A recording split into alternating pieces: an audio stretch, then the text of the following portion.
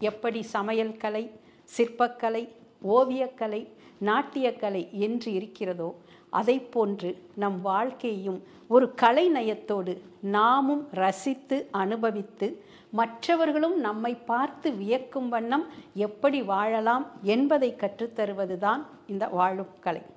பொதுவாக நாம் கடைகளுக்கு சென்று பொருட்களை வாங்கும்போது அந்த பொருட்களுக்கு தரம் பார்த்து தான் வாங்குவோம். அதுபோன்று நாம் மற்றவர்களுடன் பழகும்போது கூட அந்த மனிதர்களின் தராதரம் பார்த்து தான் பழகுவோம். ஏன், நாம் உண்ணும் உணவில் கூட தரம் பார்க்கிறோம். ஆனால் ஒரு நாளாவது நாம் நம் வாழ்க்கை தரத்தை பற்றி சிந்தித்திருக்கிறோமா? சற்று யோசித்து பாருங்கள். நம் வாழ்க்கை முறை உடல் அளவிலும் மனதளவிலும் எப்படி இருக்கிறது என்பதை பற்றி சுய ஆய்வு செய்யக்கூடிய ஒரு நேரம்தான் இந்த பயிற்சி என்று கூட சொல்லலாம்.